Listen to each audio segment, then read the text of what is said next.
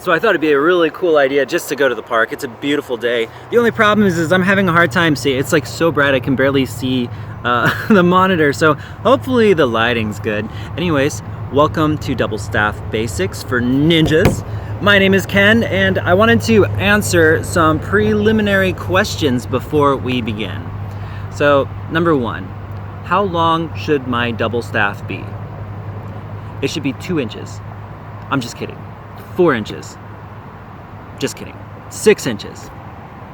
All right, are you getting tired of this?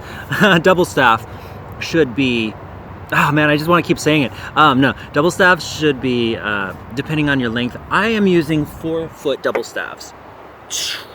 Now here's the thing about length. If you're a martial artist, you see double bow staffs. 4 foot is actually fairly short for a martial arts double staff. For a flow arts double staff, it's actually fairly long. Flow artists, I can't say for sure, but I generally see about 3 foot, 2.5 foot. And then for martial artists, it's like 5 foot or more. So it really depends on what you're trying to accomplish. Flow tricks is somewhere in between martial arts and flow arts. So we're taking a little bit of the martial arts bow staff as well as the flow arts double staff, combining them together. I tend to think, especially in performance situations, that bigger is better. Now, I personally like intricacies because like nunchucks are not always the biggest prop, but that's why when I do performances with nunchucks, it's really important to make my body look big, to make big motions. When I'm using double staffs, I find that a 4-foot staff tends to be a really good length. It does limit some of your moves, however, especially inside moves, which we'll get into later. Now, where can you get a double staff? Well, one, you can order it from Dark Monk or Ninja Pirate. Both of those are excellent places to get staffs from.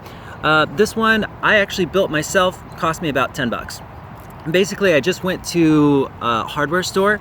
This is just a wooden dowel. That's all it is it's a wooden dowel that's 4 foot long.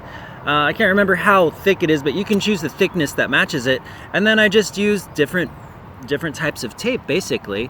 I like tape. I like to do the stripe pattern a lot of times because as I'm spinning, it tends to shine and show up better on camera to create a contrast. So if there's a lot of white behind me, the black shines through. And if I'm in the dark, the silver and the gold shine through. Another really good thing to do is to mark the center of your staff. I think that's really important. It's always good to know where your center is. And I didn't do it, but I can tell you that it's highly recommended, even for ninja spinning, to get a tennis ball of some kind, use a saw or poke a hole or just cut a slit into it, push it at the end of this staff, and then get a screw and screw the tennis ball top into the staff. So you're gonna have tennis ball ends. And what that'll do is that'll soften the impact if you should drop it. And it also adds a little bit of weight at the end. This weight I find is really important, especially when you're first starting out, because it'll help you feel the momentum a little bit more when you do some of these moves, where this could feel a little bit more awkward without that extra weight. My last bit of advice for you just goes with all props really, and that's just have fun. Now, if you only have used nunchucks and you're just getting into double staff or single staff, keep in mind there's a lot of moves that transition over to this. With that said, I would say your goal, if you start picking up a new prop, one is to figure out what moves translate over from what you already know. So if you know nunchuck moves, what nunchuck moves can you do with a staff? What double nunchuck moves can you do with 2 staffs?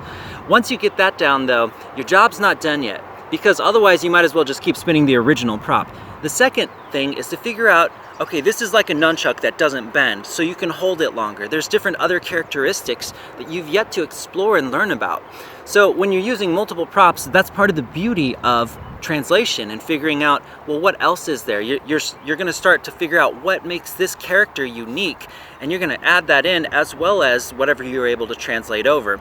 The beautiful thing about that is when you start learning this unique character, you might actually learn something that you can bring back over to the nunchucks, and they just kind of keep cross-training one another, so to speak. So when you're doing the staff or the chucks, try not to think of what's correct and what's incorrect. Just explore and have fun. Watch videos if you need to. Spend time on your own, being your own little scientist.